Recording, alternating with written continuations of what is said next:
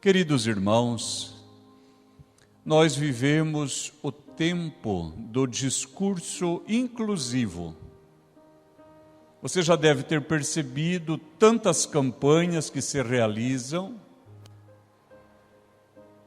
para tentar convencer o ser humano de que nós somos todos iguais. E depois que dizem que somos todos iguais, acrescentam que nós somos todos iguais perante a lei, que nós somos todos iguais perante a sociedade, e eles trabalham e se esforçam para negar as diferenças. E os que vêm militando nessa área, mais do que fechar os olhos para as diferenças, eles tentam apagar as diferenças, e a igreja deve estar preparada, a igreja deve estar atenta, porque esse combate ele vai se acirrar e cada vez mais vai sair do campo da sociologia, do campo político e vai parar no campo da lei, até que a lei obrigue a mim e a você a dizer que nós somos todos iguais. E há um esforço, inclusive, para dizer que homem e mulher são iguais e que não há diferença entre homem e mulher e que não há diferença entre um menino e uma menina. E quando nós ouvimos esse discurso, irmãos, ele soa muito bonito e ele parece pretender a inclusão de todos, parece pretender a justiça social, e o incauto ele chegará a crer que nós somos mesmo de fato todos iguais. Contudo, irmãos, quem tiver um pouquinho de honestidade já perceberá que nós não somos iguais. Nós nem somos iguais perante a lei.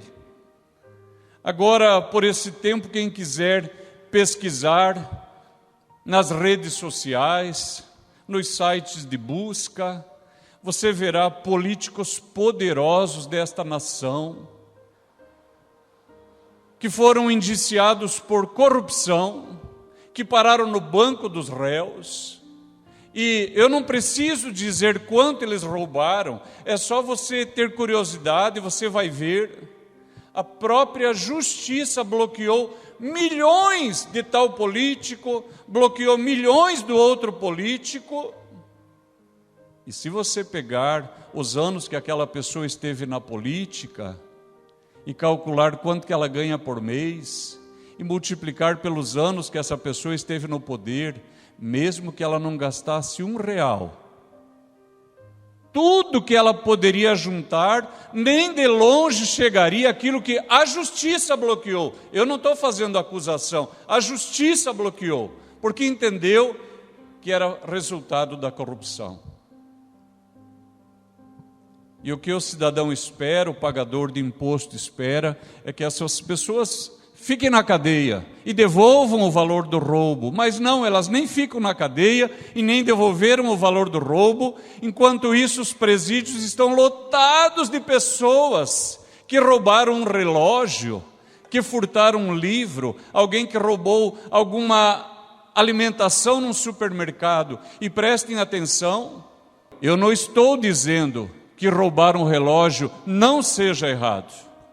E nem estou dizendo que não seja errado roubar um livro ou que não é errado roubar alimento.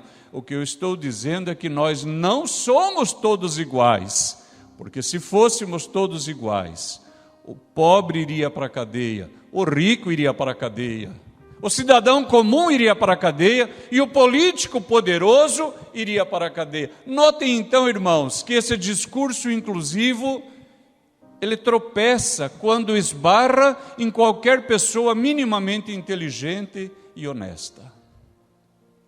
Nós também não somos iguais perante a sociedade, irmãos. Você já entrou em algum lugar que você descobriu que você não era de lá, não é verdade?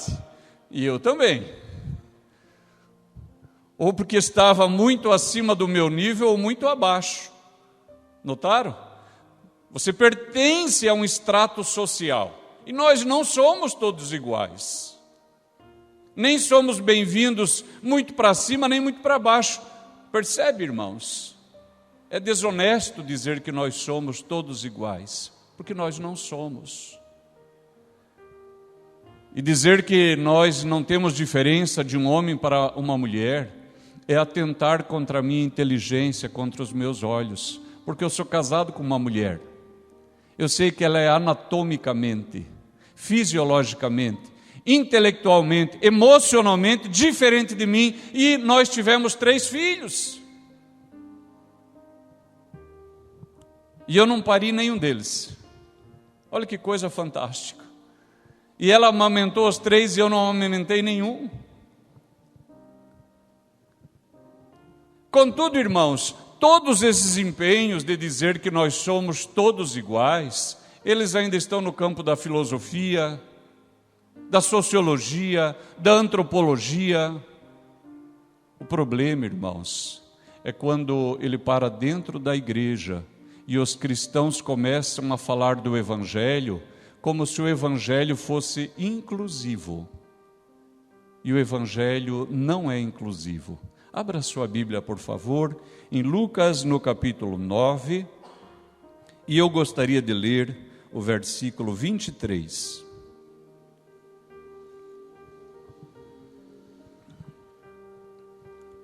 Lucas, capítulo 9, o versículo 23, diz assim a palavra de Deus.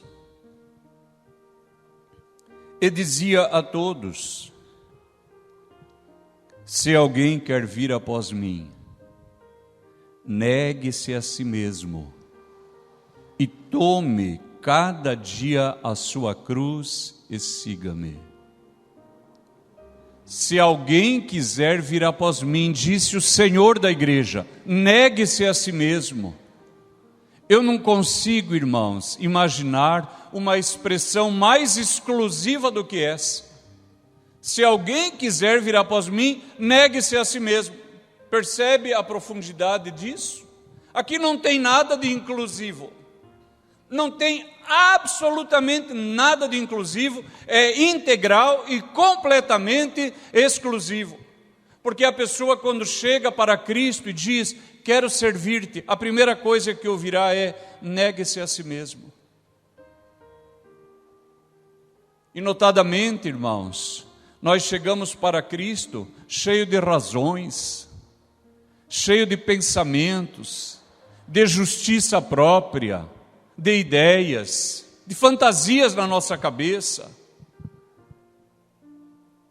que nós temos que ter liberdade para fazer o que quisermos. Entretanto, o Senhor da igreja diz, não, se você quiser me seguir, observe que ninguém é obrigado a seguir o Senhor, ninguém é forçado a segui-lo, mas se quiser segui-lo, negue-se a si mesmo. Negue-se a si mesmo. Olhem, queridos irmãos, quem defende o discurso inclusivo e que diz que nós somos todos iguais, essas pessoas dizem também que a palavra de Deus é um mito e que o homem não veio a existir pela obra criativa de Deus, mas que é fruto da evolução. E se é fruto da evolução, um ser humano e um cachorro são a mesma coisa. E já foi feita pesquisa, pessoas abordaram alunos saindo da academia, saindo da faculdade, e disseram, você crê em Deus? A pessoa disse, não. E como nós viemos a existir? Pela evolução. E aqui reside um problema básico e fundamental. Se nós viemos da evolução, o ser humano evoluiu e o cachorro evoluiu também. Não há nada de superior no ser humano. E então perguntaram para essa pessoa, se teu cachorro caísse na água, e fosse se afogar porque a água estava congelante, e se a criança do vizinho caísse na água congelante e você pudesse salvar apenas um, quem você salvaria? O aluno disse, sem titubear, salvaria o meu cachorro. Porque se os dois são fruto da evolução, não há superioridade. E o Senhor Jesus disse, se alguém quiser vir após mim, negue-se a si mesmo. Em primeiro lugar, abra mão dos seus pressupostos, porque quando você lê a obra da criação, e você pode fazer depois isso na sua casa, ao final de cada período criativo está escrito assim, e viu Deus tudo quanto tinha feito, e eis que era bom. No segundo período criativo, viu Deus tudo quanto havia feito, e eis que era bom. Mas lá no versículo 31, depois de ter criado o homem, diz assim, viu Deus tudo quanto tinha feito, e eis que era muito bom. O ser humano estabeleceu um diferencial na criação. A primeira coisa que você pode aprender disso é que em você há um valor para Deus. O inimigo pode dizer que você não vale nada, que você não serve para nada, mas você é a coroa da criação. Vendo tudo tão bom, quando o Senhor viu o ser humano que Ele criara, Ele disse, agora ficou tudo muito bom. Aleluia! Que Deus abençoe a sua casa, a sua família. Quando você chegar hoje na sua casa, diga para o seu coração, aqui está tudo muito bom, porque eu tenho um canário, eu tenho um cachorro, alguém tem um gato, mas aqui na minha casa moram seres humanos, criados à imagem e à semelhança de Deus. A primeira exortação, portanto, se alguém quiser vir após mim, negue-se a si mesmo. Os seus projetos não interessam mais, seus planos, a sua capacidade de julgamento, nada disso importa, porque a primeira coisa que se exige do candidato a discípulo, negue-se a si mesmo, renuncie-se a si mesmo. E na sequência, o Senhor diz, tome cada dia a sua cruz. Queridos irmãos, tudo aquilo que você sabia no campo ético, moral e até espiritual, aquilo vai por terra no momento em que você decide seguir a Cristo. Se você ainda não encontrou pessoas assim, encontrará quem diga, eu amo Jesus, eu até sou cristão, mas eu não creio na Bíblia. Como se fosse possível seguir a Jesus e não seguir a palavra de Cristo. E tentam separar o Senhor da igreja, da palavra que Ele deixou para a sua igreja. Entretanto, o apóstolo João, ele diz assim no começo do seu evangelho, no princípio era o Verbo estava com Deus, o Verbo era Deus. Todas as coisas foram feitas por intermédio dele. E sem Ele, nada do que foi feito se fez. Ali estava a luz dos homens. E por fim, acrescenta, o Verbo se fez carne e habitou entre nós.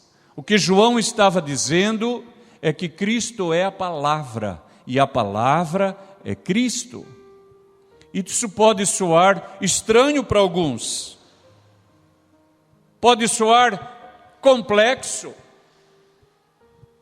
mas quando você lê Apocalipse capítulo 19, falando de Jesus, a revelação que a palavra de Deus faz a respeito do Cristo e o nome pelo qual ele se chama é a palavra de Deus. Aleluia, aleluia. Cristo e a palavra são uma e a mesma coisa. Não é possível alguém dizer, eu amo Jesus, mas não creio na Bíblia. Porque a palavra condena os pensamentos dessa pessoa, condena as escolhas dessa pessoa, e ela acha que é possível amar o Senhor e detestar a palavra, mas são uma e a mesma coisa. O próprio Senhor Jesus disse em João 5,39, examinais as Escrituras, porque cuidais ter nela a vida eterna, e são elas que dão testemunho de mim. Notaram? Eles tentam separar Jesus da igreja. Esses que defendem o discurso inclusivo, que parece tão cheio de amor, mas como negam que nós fomos criados, esses mesmos defendem o aborto. E a igreja precisa compreender que o evangelho não é inclusivo, o evangelho é exclusivo. E não é possível amar o Senhor e detestar a sua palavra. Examinais as Escrituras, porque cuidais ter nela a vida eterna, e são elas que dão testemunho de mim. O apóstolo Paulo e o apóstolo Pedro também afirmam categoricamente que quando nós lemos a palavra, nós encontramos Jesus nela. Aleluia! E eu tenho encontrado Jesus nela. E Jesus tem me achado através dela, aleluia, e eu creio que aqui há pessoas que lendo a palavra, Jesus revelou a sua vida, falou ao seu coração, e você entendeu que Jesus e a palavra estavam no mesmo lugar, ao mesmo tempo, falando com você. Então lembre-se, para seguir a Jesus, é preciso negar a própria vontade, e os próprios pensamentos. E notem, queridos irmãos, justamente a vontade e os pensamentos são os que nos movem. O que fez você vir para cá, o que te trouxe, não foi a vontade, não foram os pensamentos. E como que é possível eu dizer que para seguir a Jesus é preciso negar a vontade e os pensamentos? Nós já veremos isso. E aqui quem já tomou a decisão de seguir a Jesus, você notou que uma luta se estabelece dentro do seu coração. E é uma luta constante, porque a carne, ela pende para as coisas dessa vida. O desejo da carne é os prazeres dessa vida. O desejo da carne é a prática do pecado. O desejo da carne não é estar aqui. Você já está aqui por obra e graça de Deus, porque pela sua carne você não estaria neste lugar. E por isso que o Senhor disse: se alguém quiser vir após mim, negue-se a si mesmo e tome, olhe só, cada dia a sua cruz. É cada dia uma luta. E eu não estou falando aqui de dificuldade financeira, não entenda dessa maneira, porque não é disso que eu estou falando agora. É cada dia uma luta. Não estou falando porque seu carro estragou, porque a geladeira queimou, não é disso que eu estou falando. Estou falando porque você quer servir a Deus, e você quer viver uma vida reta, e você gostaria de ser santo, de ser grato e de ser fiel, mas quando você percebe dentro do seu coração há um pecado atraindo você, há uma tentação puxando você, e até você se escandaliza com as coisas que sondam a sua mente. E por isso que o Senhor disse: tome cada dia a sua cruz. Aleluia. E eu estou tão feliz de estar aqui, porque talvez você não saiba, mas apesar de você se achar uma pessoa fraca na fé, quem sabe o mínimo na fé, você não tem abandonado a sua cruz, e você tem chegado até este dia, e eu posso crer que você chegará até aquele dia, porque de dia em dia, de vitória em vitória, nós temos lutado contra o pecado, e às vezes parece que vamos perder, mas aí vem o Senhor outra vez e nos acha, nos perdoa, nos limpa, aleluia, bendito seja o nome maravilhoso do Senhor, aleluia, aleluia, glórias a Deus. Aleluia, nós te bendizemos, Senhor. O apóstolo Paulo, ele diz assim: os que são de Cristo crucificaram a carne com as suas paixões e concupiscências. Olha aqui de novo o evangelho exclusivo. Ele não fala que todos crucificaram, os que são de Cristo. Observe, se há uns que são de Cristo, segue-se que há outros que não são, por exclusão. Ou então ele não precisaria ter dito os que são de Cristo. Mas Paulo diz claramente, os que são de Cristo. Então quando você vê uma pessoa que se diz cristã, mas ela não luta contra a carne, ela não luta contra o pecado, só ela se diz de Cristo, mas ela não é de fato. Porque os que são de Cristo crucificaram a carne com as suas paixões e concupiscências. Notem, queridos irmãos, a referência frequente que a palavra de Deus faz à carne. Porque, irmãos, servir a Deus não é somente uma proposição conceitual, não é uma proposta virtual. O servir a Deus, ele acontece na nossa carne, porque nós nos expressamos através desse corpo. E esse corpo tem desejos pecaminosos, esse corpo tem vontades pecaminosas. E não se escandalize, cada pessoa que está aqui é tentado por essas coisas, ou numa área ou noutra. E até por isso nós não deveríamos julgar uns aos outros, antes deveríamos orar uns pelos outros. Porque às vezes naquela área em que você vê que o outro é fraco, talvez ele é forte naquela outra área onde você é fraco.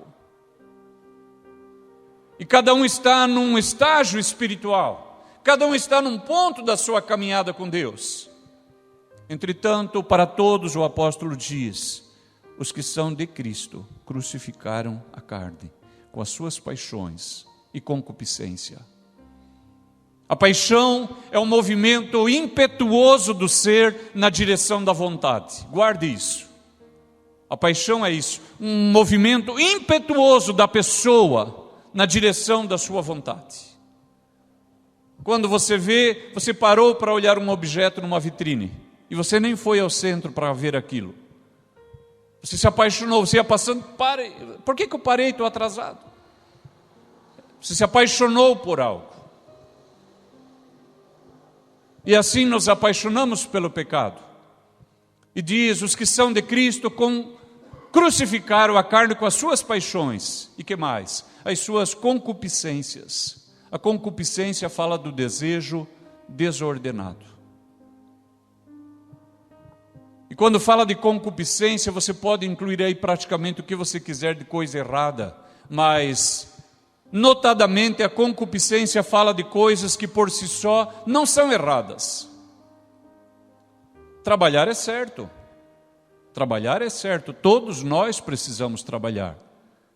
Mas se eu estou trabalhando tanto que isso me impede de servir a Deus, se eu estou trabalhando tanto que isso me impede de servir no seu reino e no reino do seu Cristo, que eu não coopero em nada na igreja, nem no ministério, nem nos trabalhos, é pecado, notaram? É pecado. É isso que é a concupiscência, é uma coisa que por si só ela não é pecaminosa.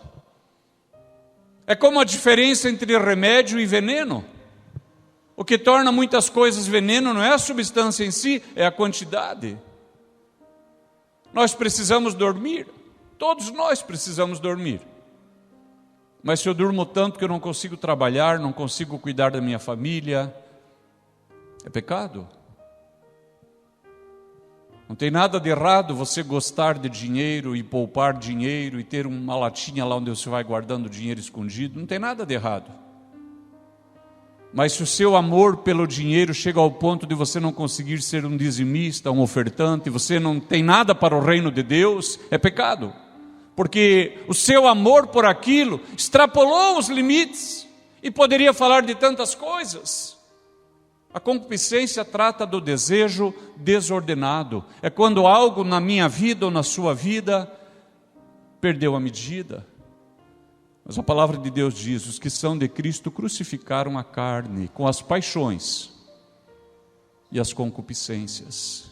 Notaram, irmãos, a pessoa que é de Cristo, ela já chega se ajoelhando diante do Senhor e já vai se rendendo e vai compreendendo que a vida dela morreu, a sua vida pregressa não existe mais. E alguns cristãos ficaram irreconhecíveis. E se o Senhor demorar para voltar, muitos de vocês ficarão irreconhecíveis. E alguém dirá para você: eu não estou te reconhecendo, você era assim, assim, assim. Não sou mais. Quando passei pela porta, e a porta é estreita, ficou tanta coisa que eu achava que era tão fundamental na minha vida, mas eu fui crucificando tudo aquilo, foram ficando para trás aquelas coisas, eu me neguei a mim mesmo. E note que interessante, irmãos, uma pessoa pode conseguir na justiça o direito de ser membro da igreja. Sabiam disso? Há alguns anos, uma pessoa foi acusada de um pecado grave na igreja. E conforme a palavra de Deus, ela foi disciplinada, foi removida dos ministérios. E foi dito para ela: você não está mais na membresia da igreja, pelo que você praticou. Esse é um fato concreto que eu convivi com isso.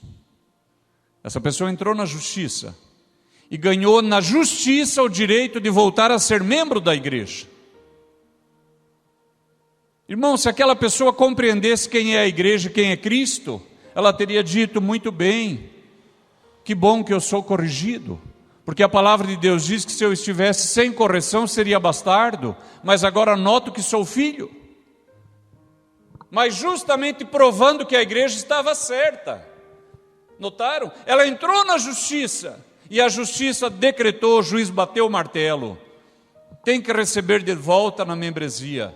Eu quero te dizer uma coisa, igreja querida: a pessoa que conseguisse na justiça o direito de ser membro da igreja, ela só seria membro da igreja organização, ela só seria membro da igreja no aspecto social, como um galho seco amarrado com arame numa oliveira. Aquele galho seco vai dar fruto? Continua morto, continua infrutífero. Sabe o que o Senhor da igreja disse em João 15,6? Que o galho seco vai ser lançado fora e vai ser ateado fogo no galho seco. Porque somente o Senhor da igreja pode nos transformar parte do seu ser, parte do corpo do Senhor. É tudo obra e graça do Senhor, aleluia. Tudo obra dele, tudo por ele, tudo vem dele. Olha o que diz Paulo: que no outro tempo andávamos, olha só, nos desejos da nossa carne. Olha a carne de novo aqui.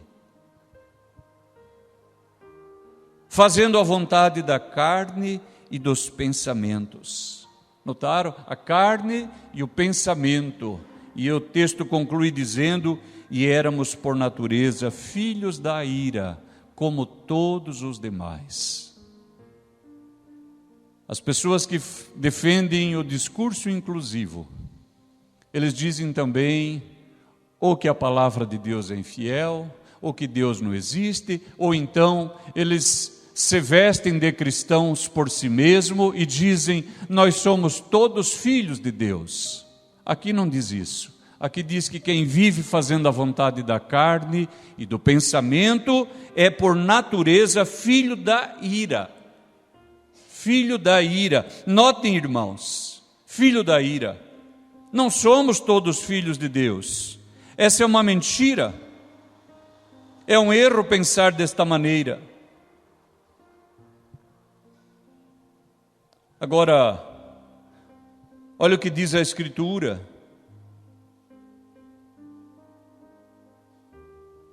Não sabeis vós que a quem vos apresentardes por servos, para lhe obedecer, sois servos daquele a quem obedeceis, ou do pecado para a morte, ou da obediência para a justiça? Mas graças a Deus que, tendo sido servos do pecado, olha agora, obedecestes de coração a forma de doutrina a que fostes entregues. Olha só, obedecestes de coração. É a pessoa, irmãos, que ela chega para Cristo, ela não chega dizendo isso é injusto, aquilo é injusto, nós somos todos iguais. Não, ela já chega rendida. Ela sabe que a vida dela foi no pecado, foi no erro. Ela chega querendo se converter, se render, e diz que ela aceita de coração a doutrina a que foi entregue. E diz assim: e libertados do pecado, fostes feitos servos da justiça. Falo como homem, pela fraqueza da vossa carne, pois que assim como apresentastes os vossos membros para servirem à imundícia e à maldade para a maldade. Olhe só, apresentastes os vossos membros, não é intelectual, é intelectual e é no corpo. A palavra de Deus diz: você apresentou sua mente e seu corpo para servir à iniquidade, à imundícia. Diz assim: assim apresentai agora os vossos membros para servirem à justiça, para a santificação. Olha que lindeza. Aqui fala do cristão que antes vivia no mundo, o seu corpo era para o pecado, para a injustiça, agora ele se ajoelha e ora. O corpo é o mesmo. E ora, e levanta as mãos, e aquela boca que antes xingava, falava palavrão, cantava música obscena. Eu tenho ficado preocupado às vezes quando vejo jovens da igreja, ou jovens que foram da igreja, e coloco lá imagens, eu acho que eu não vou dizer o nome porque não interessa, uma dessas redes sociais, e coloco aquelas músicas mundanas terríveis. Eu sei que está acontecendo uma coisa muito grave no coração de jovens que estão assim. Eles já não têm mais a bússola do Espírito Santo, já perderam. Mas os que são de Cristo crucificaram a carne com as suas paixões. Aleluia. E agora aquele mesmo corpo que era usado para o pecado, agora é usado para adorar a Deus. Quer cantar um hino, quer aprender um instrumento, quer se tornar um pregador. Por quê? O mesmo corpo. Só que antes era escravo do pecado e agora se faz servos da justiça. Porque quando eres servos do pecado, estáveis livres da justiça. Mas agora libertados do pecado e feitos servos de Deus, tendes o vosso fruto para a santificação e olha só, e por fim a vida eterna. Irmãos, este mundo vai passar, na verdade ele já está passando. A criança, o adolescente, ele fica esperando e parece que não passa, não chega o dia de ganhar um presente de aniversário, de Natal.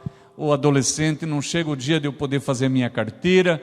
Dali a pouco ele vê que já tem carteira de motorista, carteira de trabalho, carteira de vacinação. A vida está correndo rápido, ele quer puxar o freio de mão. Mas eu quero te dizer, o céu nos espera, a vida eterna. Irmãos, estaremos para sempre com o Senhor. Aleluia, aleluia, estaremos para sempre com o Senhor. Bendito seja o nome maravilhoso do nosso Deus. Aleluia. O Senhor Jesus, Ele conta uma história em Mateus no capítulo 22. Olha o que diz o Senhor da igreja, falando sobre o reino de Deus. E o Senhor diz que o reino dos céus é semelhante a uma festa de casamento, e que nessa festa havia muitos convidados. E diz no versículo 11, e o rei entrando para ver os convidados, viu ali um homem que não estava trajado com veste nupcial, e disse-lhe: amigo, como entraste aqui, não tendo veste nupcial? E ele emudeceu. Disse então o rei aos servos: olha agora, amarrai-o de pés e mão, levai-o e lançai-o nas trevas exteriores, ali haverá pranto e ranger de dentes. Isso aqui soa inclusivo para você? Parece um lugar onde todos vão entrar? Parece um lugar onde todos fazem parte, todos são membros? Ou é um lugar exclusivo? E a exclusividade começa já nesta vida. os que são de Cristo crucificaram a carne com as suas paixões. O apóstolo Paulo, irmãos, que escreve sobre isso, ele tem experiência disso. Quando lemos os seus escritos, encontramos ele denunciando uma luta dentro de si mesmo, a ponto dele dizer: miserável homem que sou,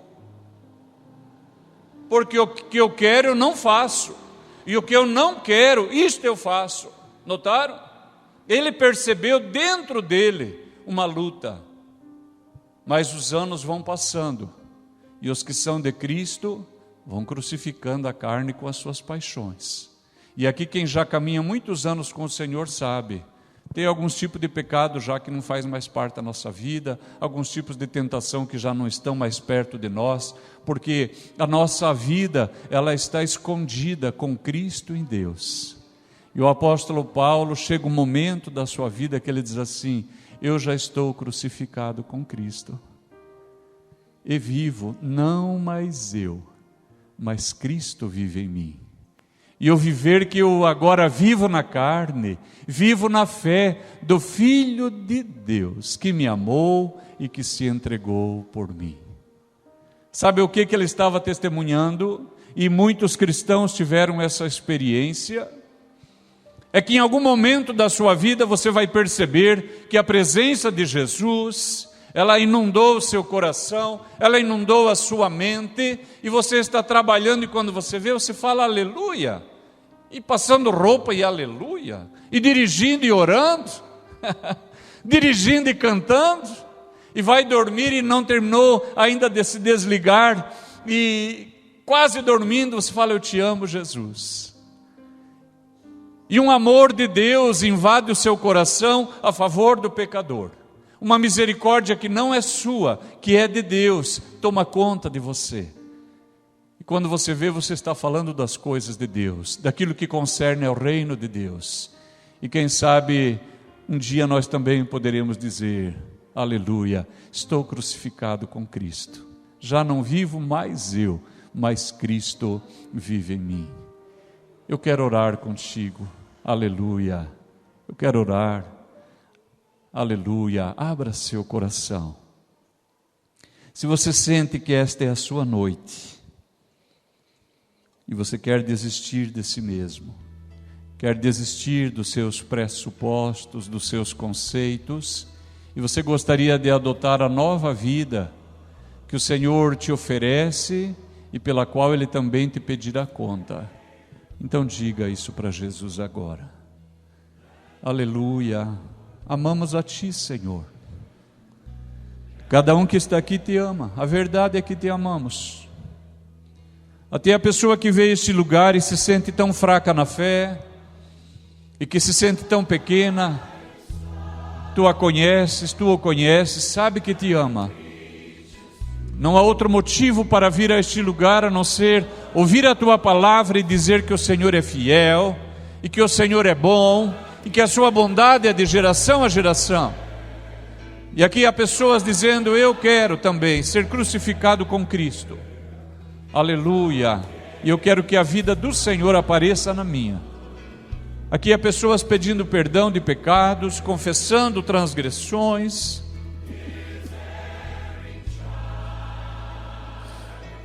Ó Deus, tenha compaixão do pecador, Senhor. Tenha compaixão da alma contrita, humilhada, arrependida. E perdoe o pecado, Senhor. E apague a transgressão. E dê vitória sobre a tentação. E dê vitória sobre as paixões da mocidade. E dê vitória sobre as paixões mundanas. E dá, Senhor, a este irmão, a esta irmã, ao moço e à moça, a alegria da salvação. A certeza de que os pecados foram perdoados e que a alma foi lavada pela obra de Cristo Jesus, pelo sangue de Cristo, a sua vida foi limpa e agora está imaculada, purificada, santificada pela obra de Cristo e pela obra da sua palavra. Ó Deus, abençoe cada um que ouviu o sermão nesta noite. Eu oro assim para o bem destes irmãos, para o meu bem e para a glória de Cristo Jesus. Amém e amém. Graças a Deus. Aleluia. Que Deus abençoe a sua vida. E quando você se sentir tentado, você lembre: eu quero ser crucificado com Cristo, porque um dia eu quero morar aonde Ele está agora. Aleluia. E que o seu Espírito possa sempre estar com você, te ajudando e te fortalecendo, em nome de Jesus.